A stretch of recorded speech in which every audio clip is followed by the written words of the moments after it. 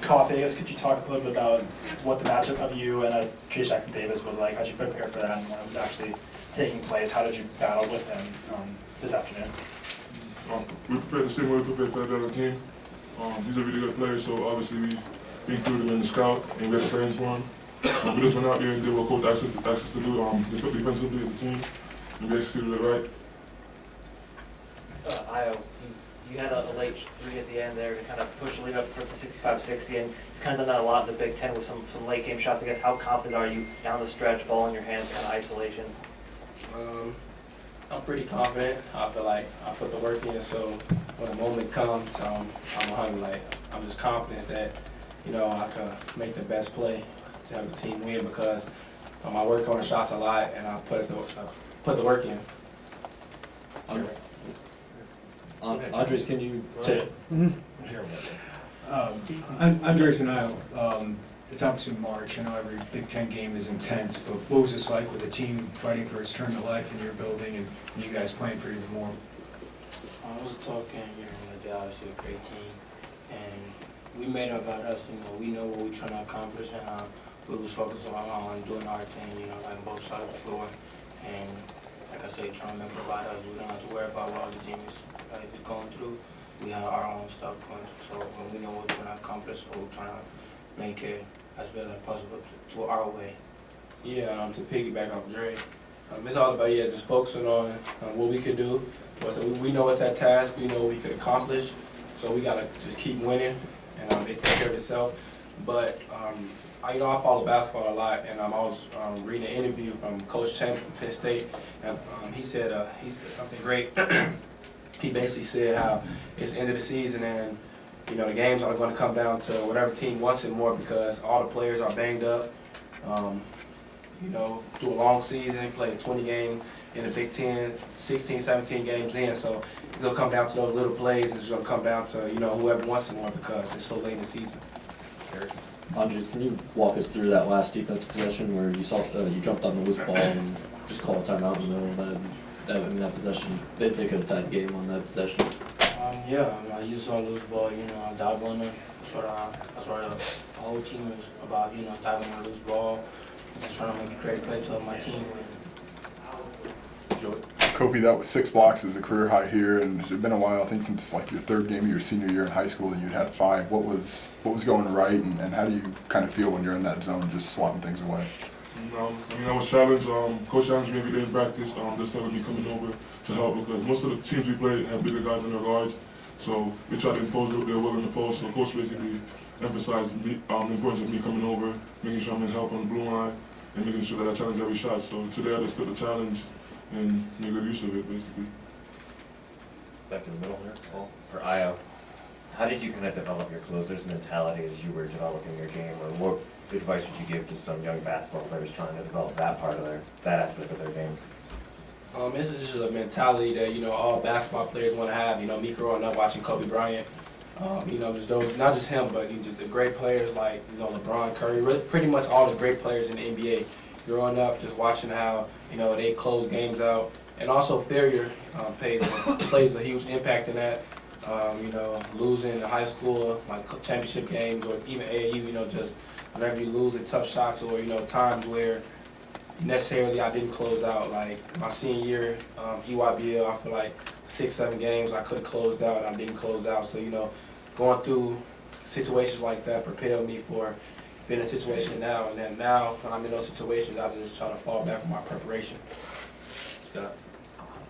Kofi, Georgie finished with 6 points, 6 rebounds. Maybe how important was it for him to get back on track a little bit, and how important was it for you guys that he put up a game like that?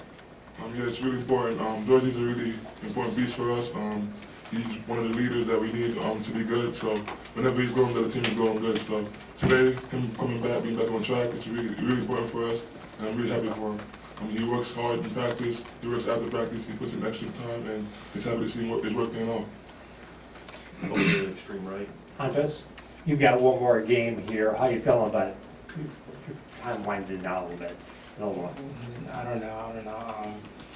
You know, just trying to focus, you know, for the next game, And when the times come, you know, like, just gonna take advantage of it, because I know, you know, playing here with these fans and, you know, great university with a great coaching staff, for me, just, you know, trying to do my best to help the team win, and, you know, trying to go from there. Right in front. Kofi, like to variation on that previous question for you. When Georgie came in, it sort of helped you take care of all those big guys. Would you talk about that a little bit? Yeah, George's size is a really important piece for us. Obviously he's really physical, but he's a really physical player, and for him to come in there and help me on the defensive end in terms of boxing out, you know, making sure that we play good post defense and make sure we rebound the basketball. So it was really good for us when he came in and made sure he imposed as well on the defensive end and made sure that he rebounded and boxed out. In the way back. It's March 1st, this is for any of the student athletes.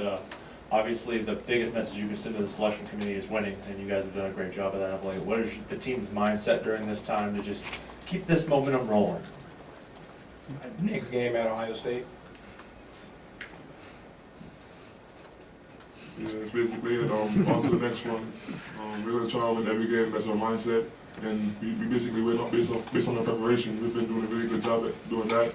So it's just making sure that we have a good preparation before the games and go out and execute.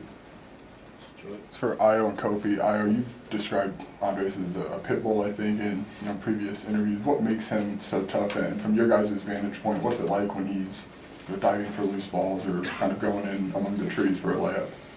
I mean, he's a senior. I told him before the game, you got 2 more times to play in this building, so you got to make the most of it. He wants to win. He has that grit. You know, he's strong, he's physical, and yeah, he just wants to win. So when plays like that we see, that's what Coach Underwood, you know, preaches a lot. So for him to make that play was huge. Jerry, Kofi, a handful of your. Go ahead. I would like to give credit to the international side of it. Me and Andre are both international players, so we know what it's like to get down and dirty. He's a veteran, and I just love seeing him come out there and play like that. Kofi, a handful of your blocks were helping off of guards or with Georgie, helping with Jackson Davis. How much more are you seeing the floor defensively maybe than earlier on in the season? No disrespect to their players, but most of the time I was guarding non-shooters, so it was really important that I stayed in the paint, had one foot in the paint at all times to help on the undersized or whoever was trying to take advantage of the post. So it's basically just helping off the non-shooters and make sure I'm in a position where I can block the shot if needed. Andres, can you kind of, I know you talked about the steal a little bit, but can you walk me through what you saw and what was going through your mind? Like, did you have maybe a feeling that it clinched or felt pretty good about clinching that game? You know, it was a close game, you know. He had a 2 free throw, he ended up to miss both of them, and it was a long rebound, so they happened to get it. And, you know, we were trying to get a stop. We just, you know, trying to do everything to win, and I just, like, we saw the loose ball, it's either them or us. I just dive on it, you know, to help the team win. Yeah. Ayo, after you made that 3 late in the game, you kind of went down and celebrated in front of the crush there. I was just wondering, do you ever like envision yourself in moments like that ahead of time? Do you think about making those shots like that? Yeah, I'm pretty sure all hoopers around the world, you know, envision making shots like that. But it's like, it's just an instinct. My passion just comes out. You know, I don't like really particularly just have a specific celebration. I mean, sometimes, you know, I like the ice and veins, but when it happens so fast and the crowd's so loud, you know, at times it's just hard. So I just like to go off my emotion. Anything else for the players? All right. Oh, all back here in the back, sorry. Guys, what strategies do you have going into the Big Ten tournament?